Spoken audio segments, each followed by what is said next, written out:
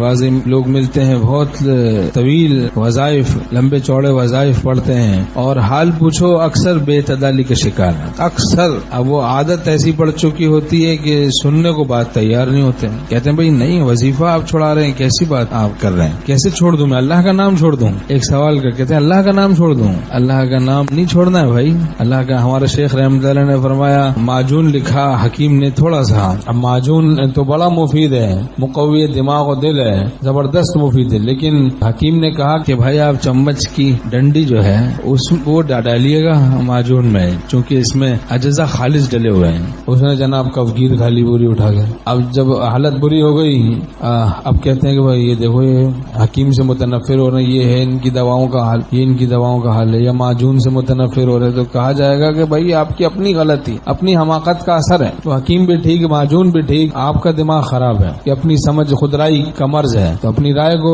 جسم کی محبت میں کسی حکیم طبیب کی رائے میں فنا کرنا پڑتا ہے، ایسے ہی روح کی محبت میں کسی روحانی طبیب کی رائے میں اپنی رائے کو فنا کرنا پڑتا ہے، پھر روح کو صحت روحانی نصیب ہوتی ہے۔ تو اب اتنا کوئی حکیم لکھے، اب وہ کوئی چمچ بھر کے کھا گئے، اب اس سے روکا جائے بھائی ایسا نہ کرو، کہے گا آپ مفید چیز سے ہمیں روک رہے ہیں۔ کہا مفید چیز سے آپ کو نہیں روک رہے، اس کی مقدار بھی تو متعین ہم نہیں کریں گے، ماہر فن کرے گا نا۔ تو ذکر کی تعداد ہمارے مزاج کے مطابق متعین کوئی وقت کا امام غزالی کرے گا، تو ذکر کی تعداد جو مقرر وہ ماہر فن وہ شیخ کامل کرتا ہے، اس کے تحمل کو دیکھ کے، اس کی طاقت کو دیکھ کے، اس کی مصروفیات کو دیکھ کے، اس کی ذوق شوق کو دیکھ کے، اس کی مناسبت کو دیکھ کے۔ جیسے کوئی جسمانی امراض کے لیے نسخہ حکیم اجمل خان کوئی زمانے کا ہوگا تو وہ تجویز کرے گا، متعین کرے گا مقدار دوائی کی، ورنہ پھر تحمل سے زیادہ ہو جائے گا، پھر بے اعتدالی میں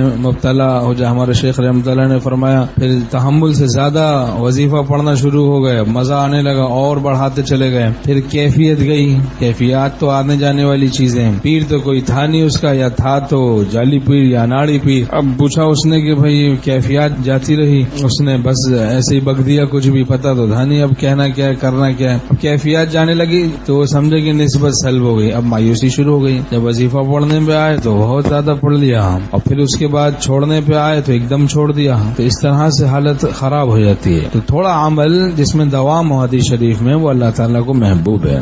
ہمارے شیخ رحمۃ اللہ نے فرمایا کہ آہ من پرورد ہے آہ شما، درد من پرورد ہے درد شما۔ میری آہ، یہ میرے شیخ آپ کی آہوں کی تربیت یافتہ، پرورش یافتہ ہے، صحبت یافتہ ہے، اور درد من پرورد ہے درد شما، اور میرا درد آپ کے درد کا صحبت یافتہ ہے، تربیت یافتہ ہے، پرورش یافتہ ہے درد۔ تو ہمارے شیخ رحمۃ اللہ فرما دیتے ہماری آہیں جنگلی نہیں ہیں، وہ جنگلی آہیں نہیں، بے اعتدالی والی آہوں کو بھی ہمارا شیخ رحمۃ اللہ خوب پہچانتے تھے کہ اگر کوئی بے اعتدالی کے ساتھ روتا اس کی آوازوں سے پہچان لیتے کہ اس میں بے اعتدالی ہے، اس کی آہوں سے بھی پہچان لیتے کہ یہ بے اعتدالی میں مبتلا ہے۔ رونے کا انداز بھی بے اعتدالی والا الگ ہوتا ہے، اعتدال میں ایک اور بات ہوتی ہے۔ ایک آدمی کے رونے کو دیکھ کے حضرت ہردوئی رحمۃ اللہ سے ہمارے شیخ رحمۃ اللہ نے عرض کیا کہ حضرت ہردوئی رحمۃ اللہ سے ان کا تعلق تھا، تو عرض کیا کہ حضرت کچھ بے اعتدالی معلوم ہوتی ہے، تو حضرت ہردوئی رحمۃ اللہ نے حضرت والا رحمۃ اللہ کے سپرد کر دیا ان کو کہ آپ ان کو معتدل کریں، جو یہ مشورہ دیں اس پہ چلیں۔ اب جناب حضرت والا رحمۃ اللہ نے ان کو کچھ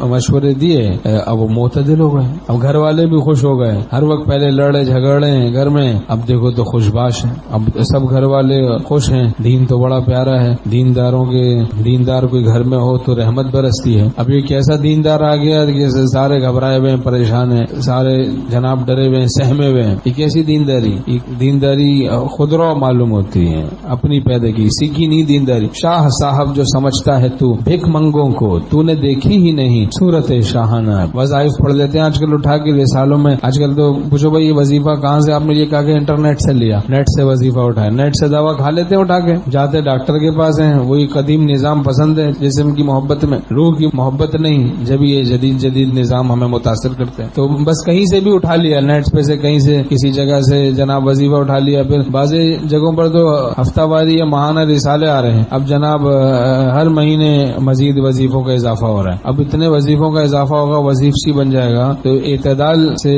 کیسے رہے گا؟ تحمل سے زیادہ وظائف پڑھنے کی وجہ سے آدمی بے اعتدالی میں مبتلا ہو جاتا ہے، تو پھر بے اعتدال آدمی مستقیم نہیں رہ پاتا دین پر۔